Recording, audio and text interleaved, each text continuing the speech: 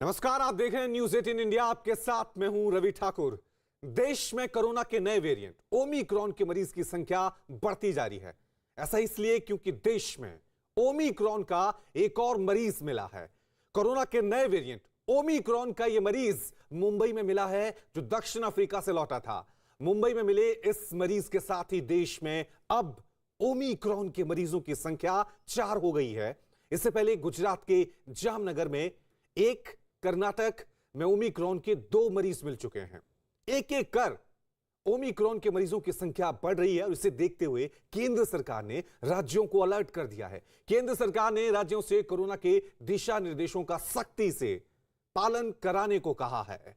तो देश में ओमिक्रॉन के मरीजों की संख्या 4 तक पहुंच गई है। मुंबई में ओमिक्रॉन का एक और नया मामला यहां पर सामने आया है। सबसे पहले इन 3 तस्वीरों के जरिए आप समझिए, कर्नाटक में 2 मामले सामने आए थे, 2 मरीज सामने आए थे। उसके बाद कल गुजरात के जामनगर और फिर महाराष्ट्र में 1 मामला सामने आया। ओमिक्रॉन कोरोना का नया वेरिएंट, नया खतरा, जिसको लेकर दुनिया भर के तमाम मुल्क हाई अलर्ट मोड पर हैं। अब इस नए वेरिएंट ने भारत में भी दस्तक दे दी है और लगातार इसके मामले बढ़ते जा रहे हैं। कर्नाटक में 2, गुजरात में 1, महाराष्ट्र में 1, यानी कुल 4 मामले अभी तक सामने आ चुके हैं। कहा यह जा रहा है कि ये जो नया वेरिएंट है कोरोना का, ये डेल्टा वेरिएंट से भी ज्यादा संक्रामक है, यानी बहुत तेजी से फैलता है।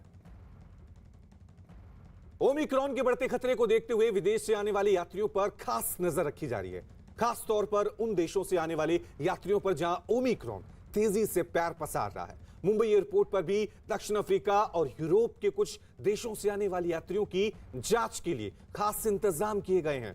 छत्रपति शिवाजी महाराज इंटरनेशनल एयरपोर्ट पर एट रिस्क कंट्रीज से आने वाले लोगों के लिए अलग से एक जोन तैयार किया गया है।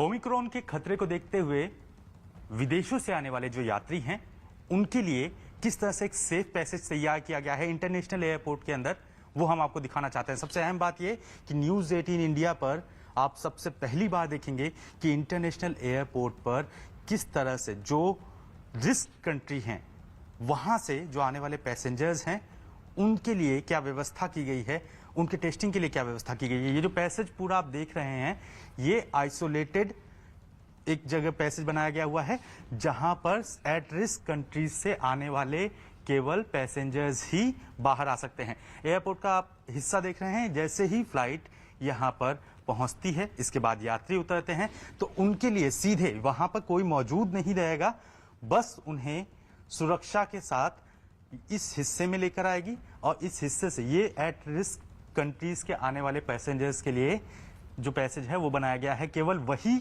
यहां पर आ सकते हैं। सबसे अहम बात यह कि रोजाना 5 फ्लाइटें इन एट रिस्क कंट्रीज से आती हैं, जिसमें सभी लोगों की टेस्टिंग की व्यवस्था की गई है। जब इस आइसोलेटेड पैसेज से बाहर की तरफ निकलने का हिस्सा होता है, यहां पर देखें तो उनके लिए सामने ही RT-PCR रजिस्ट्रेशन का एक पूरा सेंटर बनाया गया है। सबसे अहम बात यह है कि यहां पर हर वक्त क्लीनिंग होती रहती है।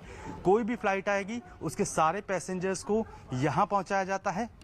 ये एयरपोर्ट का वो हिस्सा है जहां पर RT-PCR टेस्ट के लिए इमीडिएटली एट रिस्क से कंट्री से आने वाले लोगों के लिए RT-PCR की पूरी व्यवस्था की जाती है। आपको दिखाई पड़ेगा कि एक एक व्यक्ति का टेस्टिंग RT-PCR टेस्ट किया जाता है। रोजाना तकरीबन 700 पैसेंजर जो एट रिस्क कंट्रीज से आने वाले लोग हैं, उनकी ये पूरी एक जो लड़ी तैयार की गई है, ये एक पूरा जो वॉर रूम तैयार किया गया है, वहां पर टेस्टिंग की जाती है। टेस्टिंग के बाद उन्हें क्वारंटीन करने की पूरी व्यवस्था की जाती है। अंदर जो लोग मौजूद रहेंगे, उन्हें टोकन दिया जाता है। उस टोकन के अनुसार ही वो यहाँ पर आ सकते हैं और उसके बाद यहाँ पर उनकी पूरी टेस्टिंग की जाती है। इस आइसोलेटेड जो है एरिया में आना हर किसी के लिए प्रतिबंधित है, लिहाजा हम उस वक्त पहुँचे हैं सुरक्षा कारणों से जब पैसेंजर्स यहाँ पर मौजूद नहीं हैं। फिलहाल आइसोलेशन का काम जारी है, सुरक्षा का छिड़काव किया जाता है। हर एक फ्लाइट के बाद जो आने वाले पैसेंजर्स हैं, उनके जाने के बाद वापस से यहाँ पे पूरा क्लीनिंग स्टाफ जो है वो सैनिटाइजेशन से लेकर हर एक व्यवस्था में जुट जाता है। कोशिश ये की जाती है कि कोई भी जो है एक फ्लाइट से आए हुए पैसेंजर्स का प्रभाव दूसरे पैसेंजर्स पे न पड़ने पाए। कोरोना के नए वेरिएंट ओमिक्रॉन के खतरे के बाद मुंबई में वैक्सीनेशन का काम तेज कर दिया गया है। मुंबई एयरपोर्ट के बाहर ऑटो टैक्सी वालों को मोबाइल वैन पर वैक्सीन दी जा रही है। मुंबई में एक मुहिम की तरह वैक्सीनेशन चल रहा है। यही नहीं, ओमिक्रॉन वेरिएंट के खतरे से बचने के लिए बीएमसी ने नियमों में भी बदलाव किए हैं। ओमिक्रॉन की वजह से लोगों को वैक्सीन देने की हर संभव कोशिश की जा रही है। बीएमसी है वो मुंबई के अलग अलग इलाकों में मोबाइल वैन लेकर जा रही है और जितने भी सारे लोग हैं उन्हें जल्द से जल्द वैक्सीनेट करने की जो है मुहिम की शुरुआत कर रही है। इस वक्त हम जोगेश्वरी इलाके में मौजूद है और आप मेरे पीछे जो बस देख रहे हैं वो एक मोबाइल वैन बस है। इस वैन को जो है जगह जगहों पर ले जाया जाता है और वहां पर जितने भी सारे लोग हैं जो कोविड सेंटर तक नहीं पहुंच पाते हैं उन्हें जल्द से जल्द जो वैक्सीनेट करने की जो है वो मुहिम की शुरुआत की। आप देख सकते हैं जोगेश्वरी में इस मोबाइल वैन के बाहर भी कई सारे लोग जो है कतार लगा के खड़े हैं जो जल्द से जल्द अपने आप को जो है वो वैक्सीनेट करना चाहते हैं। साथ ही साथ बीएमसी भी जो है वो लगातार ये कोशिश कर रही है कि ज्यादा से ज्यादा जो लोग हैं वो वैक्सीनेट हो। हमारे साथ बीएमसी के मितेश जी मौजूद है। तो मितेश, आपसे जानना चाहेंगे ये मोबाइल वैन जो है एयरपोर्ट के बाहर भी आप लेके गए, साथ ही साथ मुंबई के कई सारे इलाकों में भी ये वैन जा रही है और लोगों को वैक्सीनेट करने की जो मुहिम है वो आप लोगों ने एक बार फिर जो है रफ्तार पकड़ी है, तो इस पे क्या कहेंगे?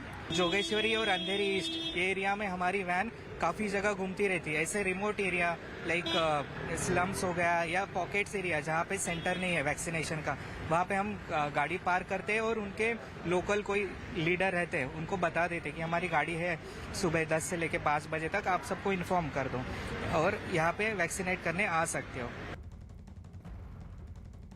इससे पहले गुजरात के जामनगर में कोरोना के नए वेरिएंट ओमिक्रॉन का एक मरीज मिला। बताया गया कि जिस आदमी में ओमिक्रॉन का वेरिएंट मिला है वो दक्षिण अफ्रीका की यात्रा कर चुका है।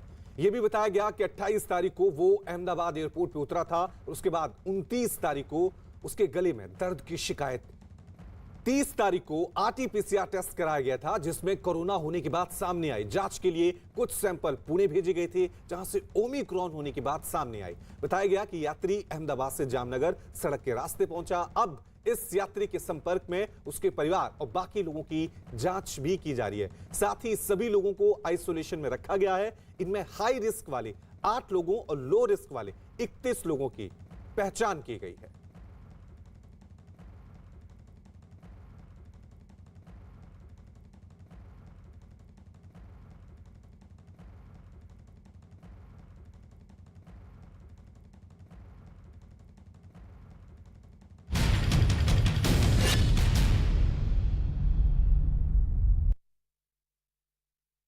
केंद्रीय गृह मंत्री अमित शाह राजस्थान के 2 दिन के दौरे पर जैसलमेर में है, जहां आज वो बीएसएफ के स्थापना दिवस के समारोह में शामिल हो रहे हैं। इससे पहले कल गृह मंत्री अमित शाह ने तनोट माता मंदिर में पूजा अर्चना करने के साथ ही भगवान शिव का अभिषेक किया।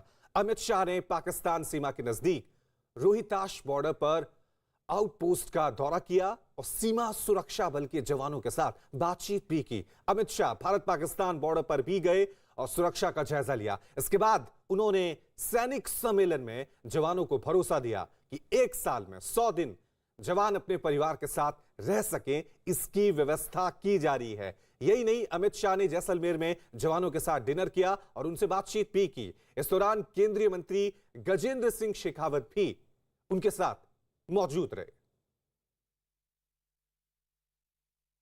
हमारे साथ बात करने के लिए डीजी बीएसएफ पंकज सिंह जी हैं। क्या ये ट्रेंड सेटर है?